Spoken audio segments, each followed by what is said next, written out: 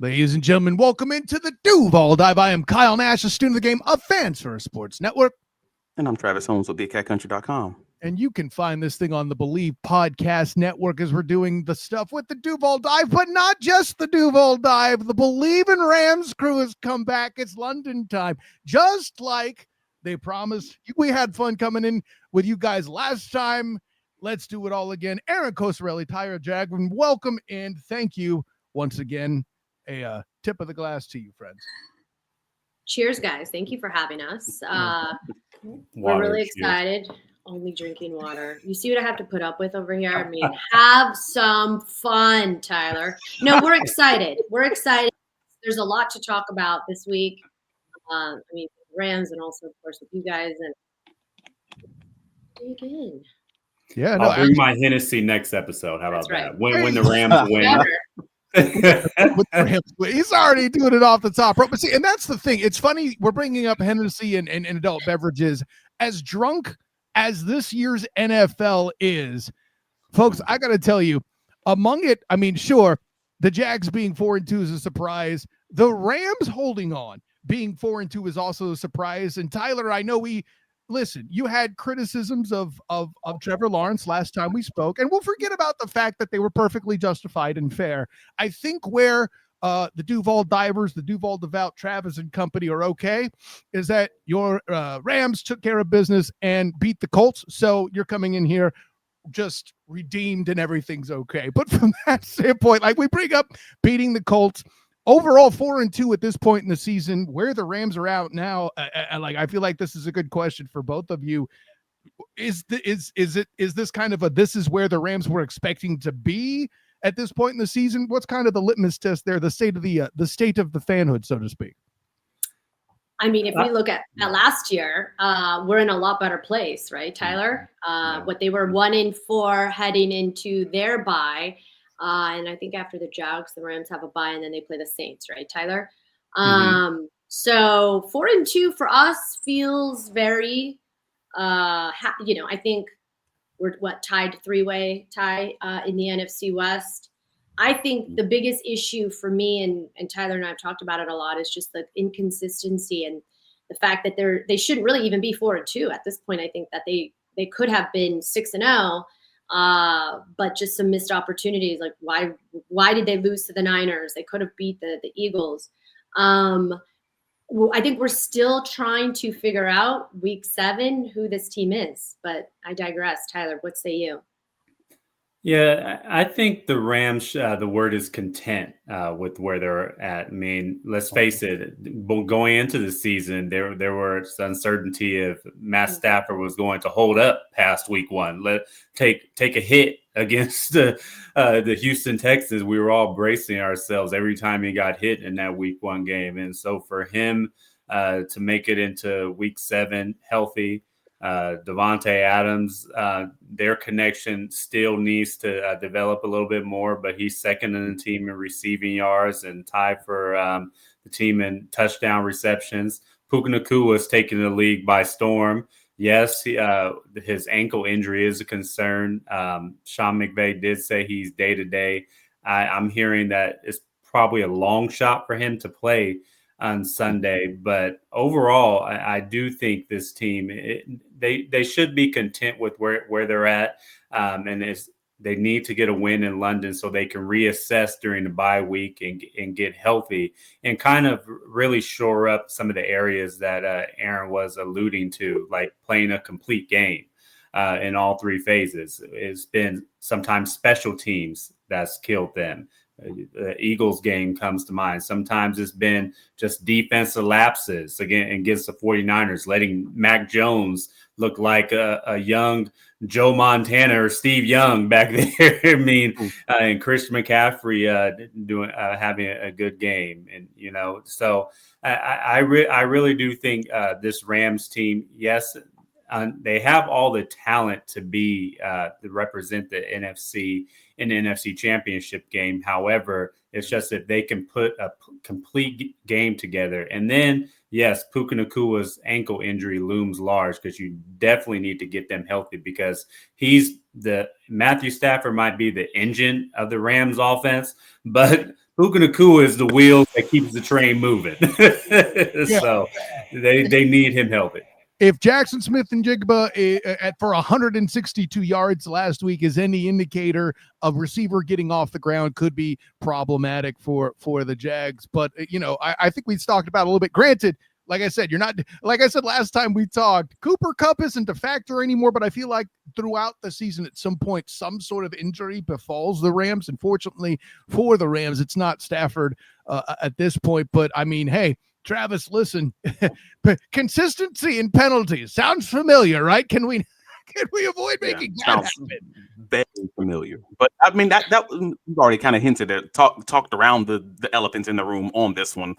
The Puka Nacua injury with the ankle, obviously, that's a major impact on the game if he's not able to go, which is kind of sounds like that's where it's leaning. Are there any other major, or any other even moderate injury concerns as far as the Rams side of things are concerned? You want to take it, Erin? You want me to?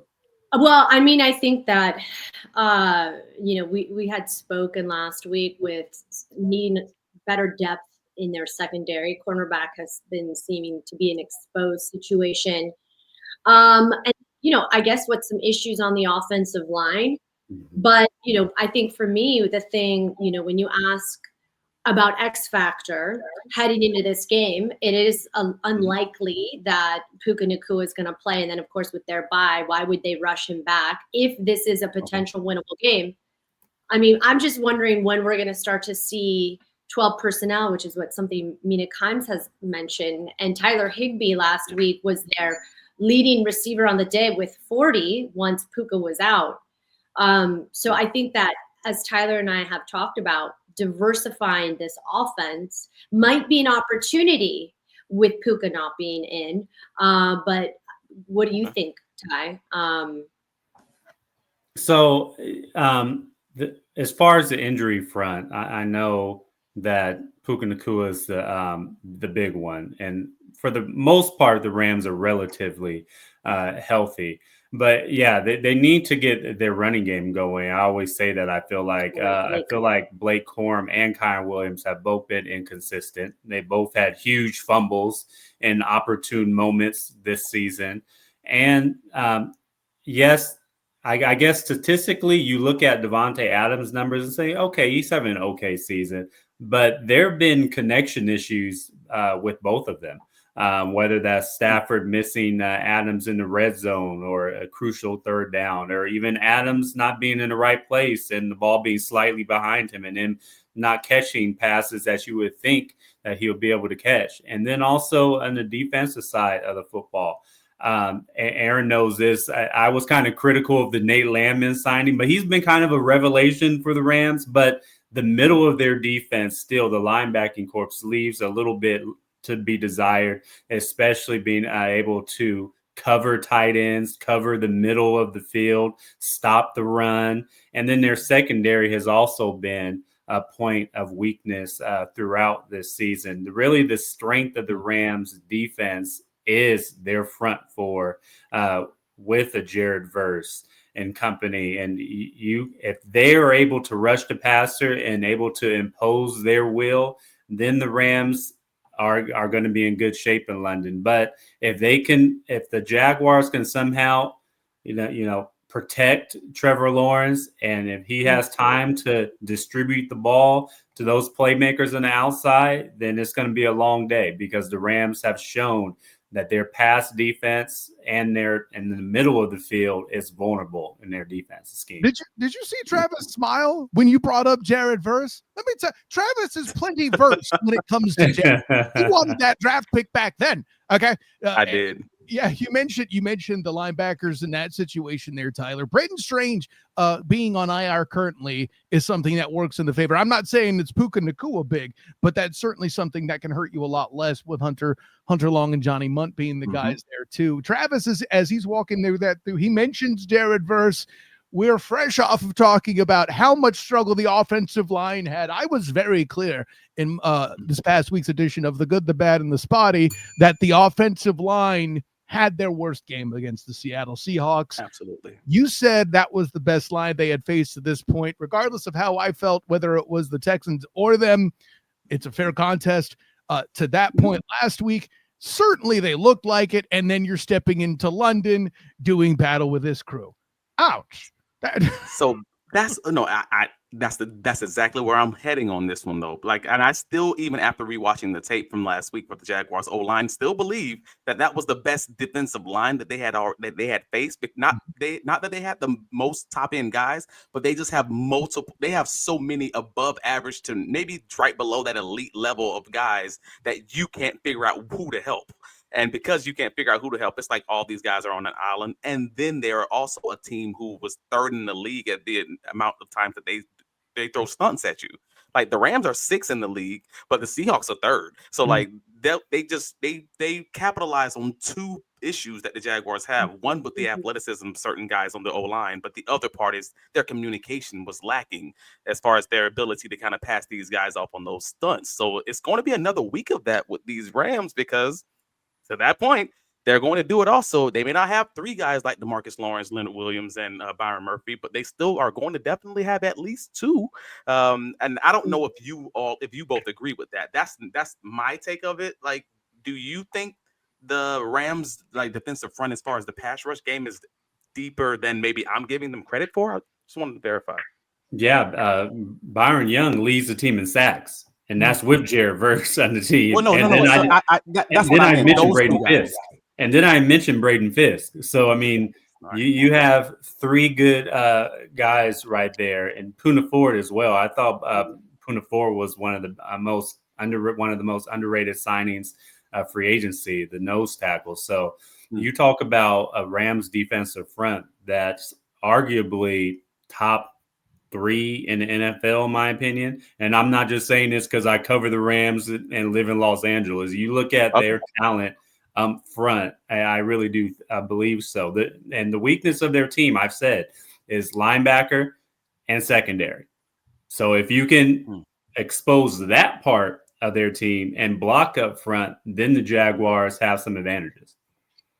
Well, yeah, but even this past week, I don't know if you guys saw, but the LFG trophy by one Tom Brady was given to the Nate Landman.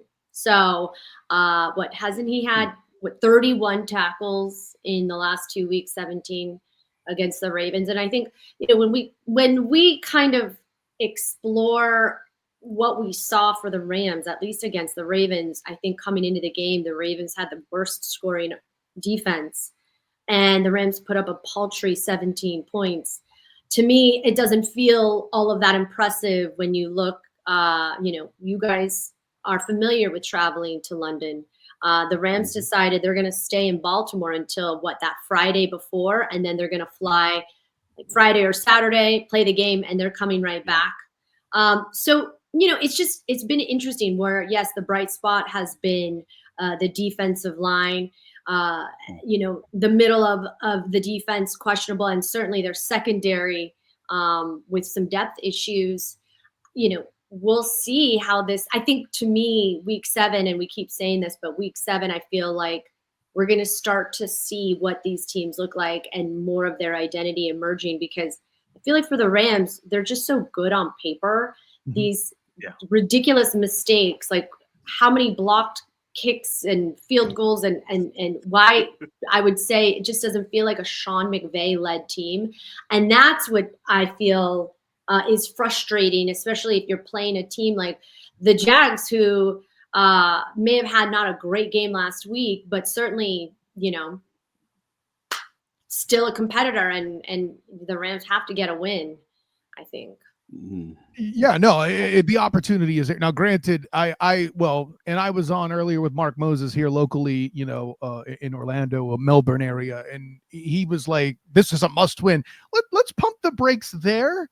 It's still a non-conference game, so there does that much have going for it. It's not anything that'll affect tie breaks, but I think both these teams are, the obvious answer is both are better off, 5-2 than 4-3. But I think from the Jags perspective, not that I'm cheering for the Rams per se. It's awkward that I cover the Jags and that's 49er faithful. I can't go that far. But that instance, the Jags' weaker portion of the schedule is coming after the bye. It's not Saints bad, but it's, it's still a lighter slate coming up, and this isn't me cheapening the Rams schedule by any stretch. There's still another Niner game in there. We've already talked about the NFC West being way better than I thought it was back in August when we last talked. I'm glad I asked you, because I would have looked really silly staying with that 2-team division narrative. Good God. But with all that in mind, I and you mentioned the environs already, Erin. I was going to ask you about that, and you went right into it. Like, this is our second time doing this. The four of us are already getting chemistry. I love it. But with the environs in mind, like the lesser jet lag, it feels like that's going to have a big impact. I have to ask that question. Well, and it's interesting too, because just to push back on Tyler, with Javonte's drops and some of the inefficiencies on the offense, I do remind everybody that we didn't have Matthew Stafford the entirety of training camp because he did have a bad back. And, not that it's like you got to worry about a veteran in Javonte or Stafford, but Terrence Ferguson hasn't really been making his presence known. And like when you do have a moment where Puka Nacua isn't in the lineup potentially, where are the opportunities to see these guys, your tight ends? They were like Sean McVay supposedly so excited to have weapons like that on the team. Just seems like he's slowly being immersed into the offense. But yeah, jet lag. I mean, I think that's a big impact, and when you have a quarterback that's 37 years old and he has an aggravated disc, to me, it seems small, but even the travel feels like there's an impact on the body of a pro athlete. Am I wrong? Right? So you guys have way more experience with traveling to London, and the Rams have the second most travel miles in this season. And it certainly feels like that's an important thing to note, that the Rams are doing a lot of this stuff on the road. And, I don't know. Tyler, what do you think? So I am 37 years old. I have a bad back. I've been in London, and I can speak from experience. It does affect your back. It affects your knees. It affects all your body traveling on a plane. Now, granted, Stafford and some of the star players probably are traveling much better first class. The quarterbacks get a lot of leg room, a lot of ability to stretch out. I didn't get any of that when I was traveling to London. Yeah. So that helps. However, yes, traveling does affect your back. And my biggest concern is him being able to continue to absorb the hits. And all those hits accumulate, even if he's getting up after week 1, week 2, 3, 4, 5. The continuation of getting hit each and every week, and your back being able to absorb that is what is going to concern me continuously throughout the season. However, the good thing is Stafford continues to say he's okay, and he's still performing at a high level. I mean, that pass to Tutu Atwell, albeit in a loss last week, was one of the best passes of the season from any quarterback. So, I mean, Stafford's performing at a high level. The thing to me is the Rams, yes, they've been on the road for it's going to be over a week, almost 2 weeks by the time they play. So that's a toll on the body, and it's a toll on the mind as well. Well, and I feel like we've not really gone over your key points here yet, too. We've touched.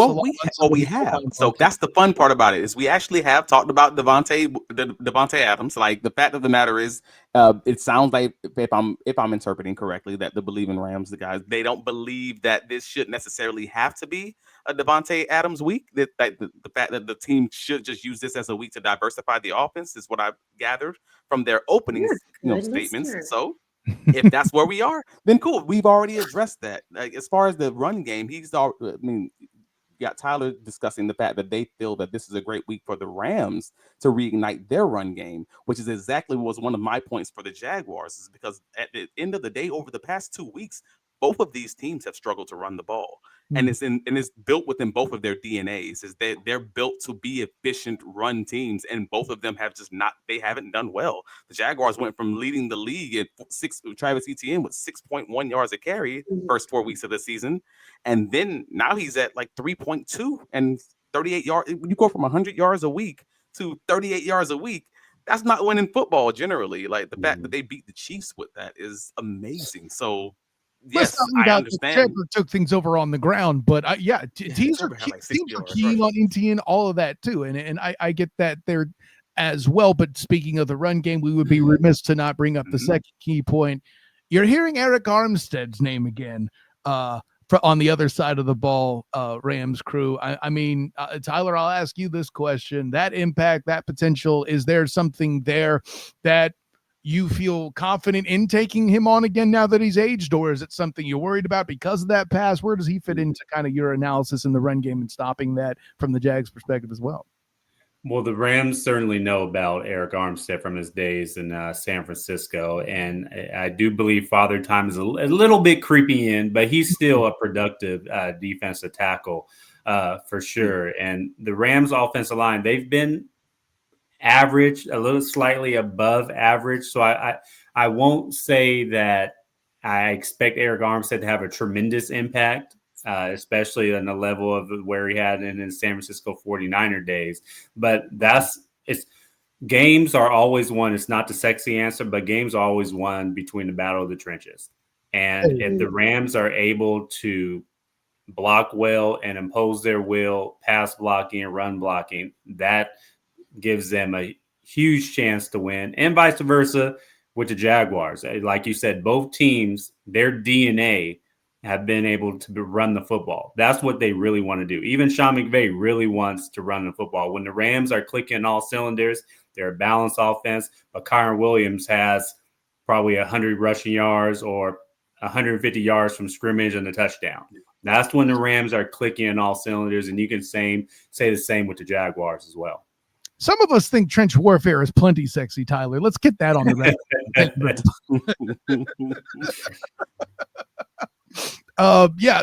Sure. I go ahead, Erin. Well, no, I mean, it's just even one of the things that we wanted to clean up last week, Tyler had mentioned, and you guys seem to struggle as well on third down and in the red zone. And I think for us, 4 of 10 on third down, 2 of 5 in the red zone shows in terms of our momentum, not really running the ball efficiently. And then, of course, like Blake Corum was starting to emerge. We didn't really see a lot of him last year.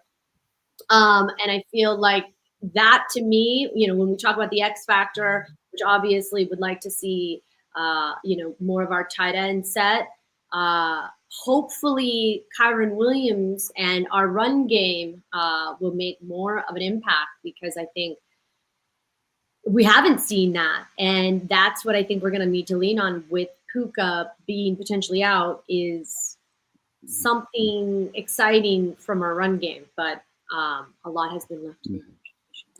Well, and you commented on the third down struggles for the Jaguars also. Like they were 4 of 16 this past week, but that's not even the biggest storyline. Like we actually did talk about this in Wednesday's Duval Dive, was the fact that the Jaguars on third downs, they placed themselves on 1 out of every first and second downs. The offense touched the field. They were either sacked or they had a penalty to put them behind the sticks. That's 25% of your first or second downs in the game. You're putting yourself in, third and long scenarios, essentially. Like, that's the kind of game it was for them. So, like, they really, in a lot of ways, beat themselves. So that's probably should have been one of my main keys to the game is, 1, get the ball out quickly. And 2, don't take early down penalties. Like, just don't beat yourselves, and you're probably going to be in this game. Similar to the recent games with the Rams, just playing teams 14-9 or 17-3 or something along like that. I see it as this kind of gritty matchup, but maybe we should talk about those predictions, huh? Yeah, no, you read my mind, Travis. And this is what I find interesting about this week. We always throw up the crew here. And NFL.com. Yeah, thank you. I had forgotten. Thank you, Travis. This one is actually one of the more evenly balanced ones, to where the 2 Jags homers on the panel are actually split. Now, MJD did spend time in that front office. I think that's worth mentioning. But nonetheless, to see them even split is fascinating to me.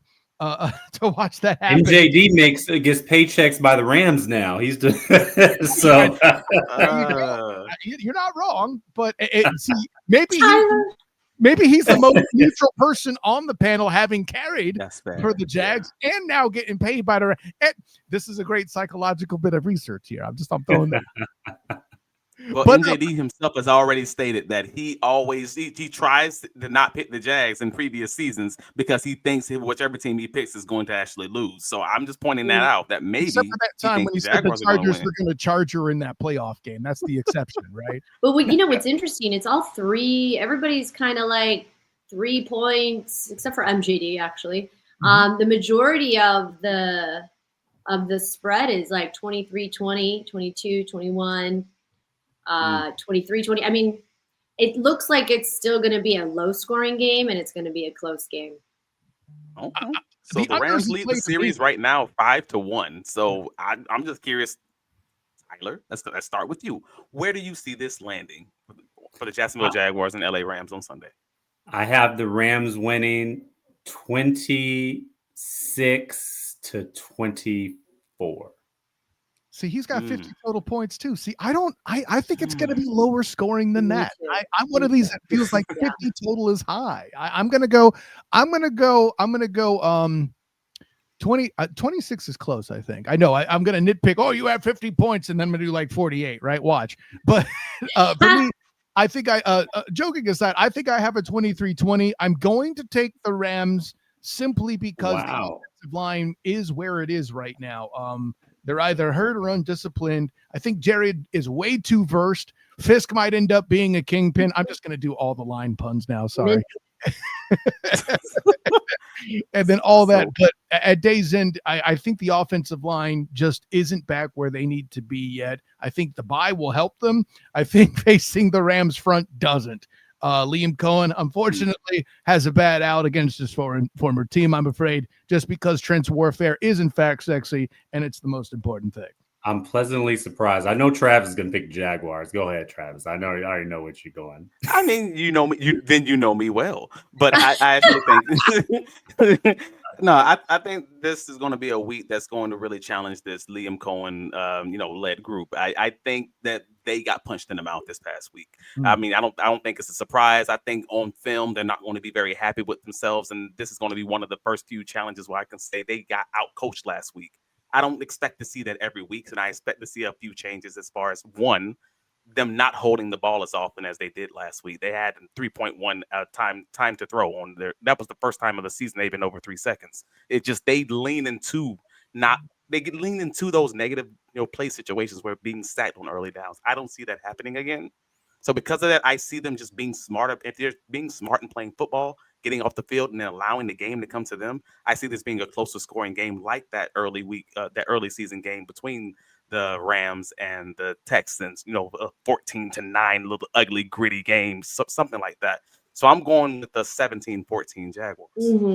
He's way away from that 50-point total. By the way, I forgot to mention, I think Tutu Atwell's the X factor here. His ability to come up with big catches in big situations to keep a drive moving a little bit that ends up being that game-winning score in my scenario.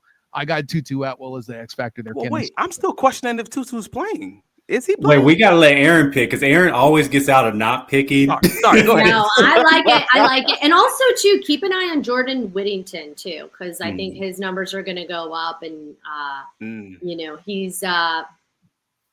he was like a preseason darling, not this season, but the season before. So a lot of the offense, I feel like it's gonna potentially move around him with Puka being out. But he is no Puka, as we saw with some of his miscoms last week.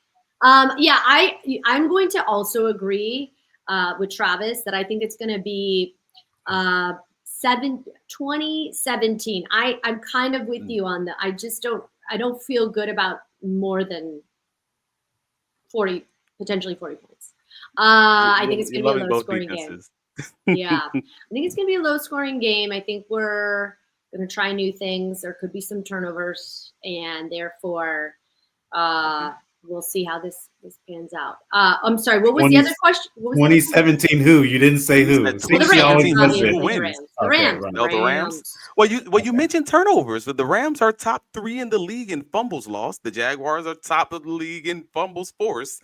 And the Jaguars are top of the league in interceptions, but Matt Stafford doesn't throw them. So I'm just curious who's going to turn the ball over here. Is Devin Lloyd playing though? And is he full strength? Good point. Devin Lloyd did not travel, right? So he's not going to play. There's all your takeaways. That's all that's all. Oh my God. I mean, there goes that. Your takeaways are in Jacksonville this week. Wow. Just the lack of respect for Trayvon Walker and Josh Hines-Allen. I wasn't ready for that. Right. Trayvon Walker is walking around literally with the club, and we're not talking about that dude punching the ball out. Yeah, I think we'll listen, see. The name Tyler Dragon isn't just a surname. The dude's breathing fire, ladies and gentlemen. It's okay. I get it. It's all right. I went full dad joke. I'm so sorry, Tyler. Yeah, brilliant. That was brilliant. So I'm trying to get Tyler to do Instagram because he just refuses to. But could you imagine if you did an Instagram segment series Fire from Tyler Dragon? I could just see it. Media. I could see it. We could get it sponsored by Fireball. You can run my Instagram account if you want. So many. Let me. Okay, go ahead. Go ahead. The guy doesn't have Instagram. Can you guys convince him? I would follow the hell out of that if you had Erin running. You probably should. Yeah, that sounds dope. Erin, you can run my Instagram account then. How about that? That would be amazing. Sign me up. Let's make it happen. By the way, speaking of Instagram, I should tell you, Erin, before we ask you where you could be found, I know you were doing tennis coverage with Wimbledon. When you shouted out my mom, she got a real big kick out of that. I think you should be told. Because I am here to make all the moms happy. Listen, that's why I do this. All the moms. Moms need love too.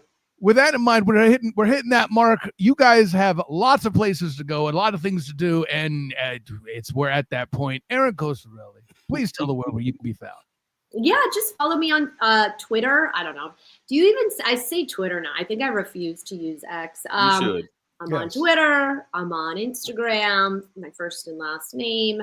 You can also find me on TikTok and the future Tyler the Dragon Instagram handle. I'll be running that very soon. So. Let's go. Absolutely. Or the Tyler Dragon. We'll figure out what handle we're going to end up using, but either way, sponsored by Fireball. I love that part too, by the way. It's great health advice, by the way, to tell people not to use X. Anyways, Tyler Dragon, tell the world where you can be found. Well, apparently I'm going to get a Instagram account via Erin, so you can follow me, hit up Erin for that handle. But in the meantime, right here, Tyler, on Twitter and X, you can follow me at the Tyler Dragon. See, it is the Tyler Dragon already. Erin, it's writing itself. Champion, tell the world where you can be found. You can find all of my writing covering the Jaguars on BigCatCountry.com. You can find me on all the socials, Travis D. Holmes, Blue Sky X, etc., Instagram, all of them. And most importantly, if you're listening to the sound of my voice, click the like button. Come on, comment, and rate and review us wherever you catch your podcast. Let them know where you can be found, sir. Of course, I'm Kyle Nash, the student of the game. You find me on Instagram, Twitter, Threads, and Blue Sky at the SOTG. Check out, of course, all the work of Fans First Sports Network covering your Jacksonville Jaguars and the Orlando Magic. I have a preseason game. Wow, that's a whole thing, and it starts the following Wednesday from this show there on the 22nd. We'll figure out how to get the stream to you. Don't worry, folks. But, of course, my work as well with the Bolt Blitz Uncut, producing for Booga Peters and Company. Check that out there, too, as well. Black and Gold Banneret. That's me covering UCF as they'll face West Virginia this weekend. And, of course, UCF Hoops on the way. And then my work as well with the Night Shift podcast in the instant reaction immediately following the UCF game. So, Bleav in Rams. Thank you very much. Erin Coscarelli, Tyler Dragon. I almost called you Tiger Dragon. That's just a whole nother dimension. Tyler Dragon. Tyler Dragon.